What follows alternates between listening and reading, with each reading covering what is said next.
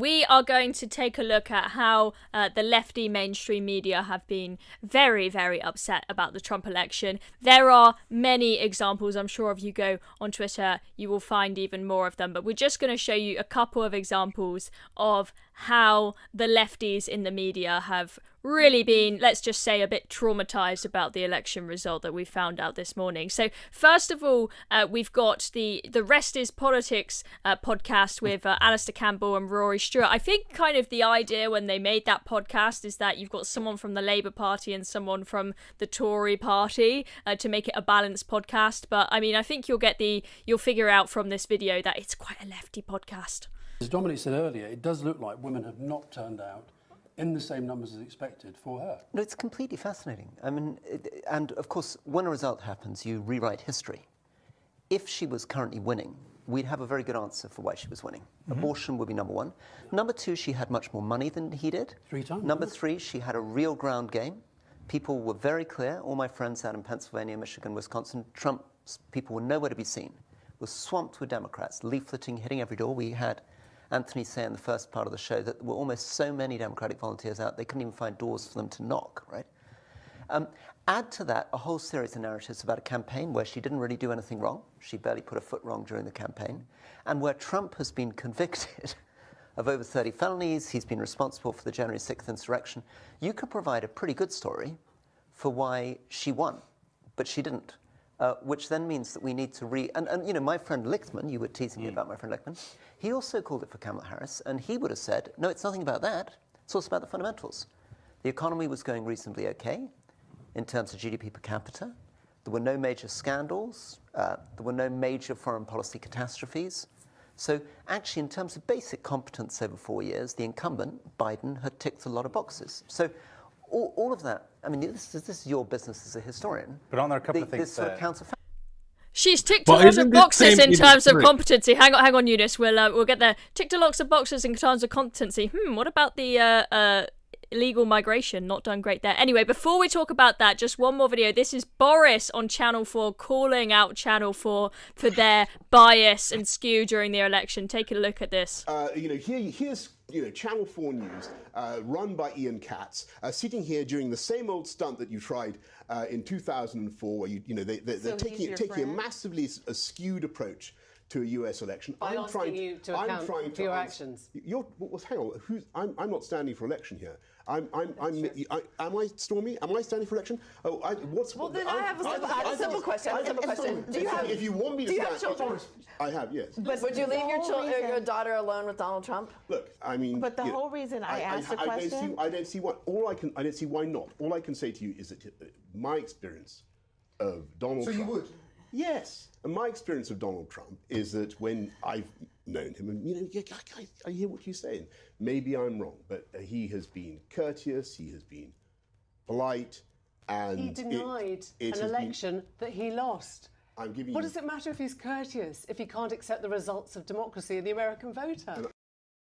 To bring a porn star. They actually had to bring a porn star on live TV to say how much of a bad guy Donald Trump is. A porn star that got paid $125,000 for one night of sex. Like, what better deal can you have as a porn star or as a prostitute or whatever? And wasn't that, the other video, the one before, the guy, I forgot his name, wasn't he the one that was saying, oh, Kamala Harris is going to win so big? What was it, the guy that looks like a skeleton? What's his name? Rory Stewart. Yes. He was like, oh, Kamala Harris is going to win so big. And you know why? It's going to be because of abortion. Women are not going to vote for him. And I love how glum these guys look. Because they're wrong. They live in their own bubble, this mainstream media bubble that is bursting so hard. Because why? Because people are switching. They're not watching mainstream media. They're watching Reasoned. They're watching Joe Rogan. They're watching, PBD, Patrick Bet-David, Valuetainment. All these people are not taking mainstream media seriously anymore. Well, I mean, Eunice, it's a really good point you make there of people are switching to watching things like Joe Rogan, going on X and all of this. But that's not just a switch from getting making up your mind from looking at mainstream media versus looking at social media, looking at YouTube, looking at podcasts. Yeah. Rory Stewart, he made the point there. He's like, why did Kamala lose? Because they leafleted every single door. They were so good. Trump and his lot, they weren't out there to be seen. This makes no sense, right? Voters are far more this is not the olden days anymore, where the way you win a campaign is just by putting leaflets through people's doors, right? They clearly haven't woken up to the fact that, all these viral moments. I mean, Eunice, you made a good point in one of your videos, and one of the reasons why Trump was going to win so well is he's just been brilliant with these viral moments. The McDonald's thing, so easy, yet so effective. The garbage trucks, that is how you win an election. You'll reach far more people with that McDonald's video than you ever will by putting leaflets through doors. Yeah, exactly, 100%. And these people, they live in 20 years ago. And I'm telling you, the only reason mainstream media is surviving is because of the boomers, and it's because of the ad revenue they get from like sports or something else. No one is watching mainstream media anymore. No one is watching the news anymore, especially people from our generation. Yeah, our grandparents might watch it, maybe our parents, but that's a dying generation. And unfortunately, they haven't made this switch to realize that people like populist, they like unfiltered, they like unpolished, and they like raw commentary. They don't like this idea of a pundit or a presenter coming reading off a line that also like another 20 pundits are reading the same teleprompter from a central news agency. People can see through that now. These things get exposed on X. People are a lot smarter. Why? Because we have an access to an open flow of information. Alex? Yeah, I think some of the things Rory Stewart said there were, as you said, very, very pertinently, Chloe, completely out of touch with modern day politics.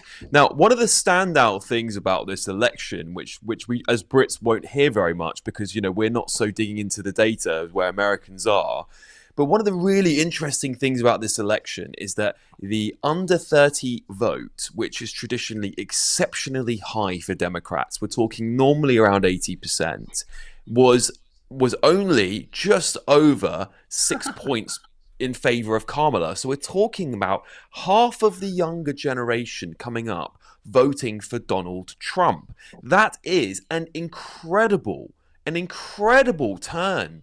An incredible turn towards conservatism, towards Donald Trump. So I think what they're really underestimating here, the people they never calculate, the young people they never calculate, all of whom seem to be registering very in their droves as Republicans and voting for Trump, are having actually an impact in this election. They banked on young people just backing them because they had celebrities twerking on stage for Kamala Harris. What they didn't bank on is that young people are actually quite intelligent and do get a lot of their information from places like TikTok and Instagram, where Trump has dominated. And I think there's something to be said about that. Have you got what it takes to be a reasoned presenter? Well, send us a short clip of yourself to join@reasoned.uk, and we might be seeing you on this very channel very soon indeed.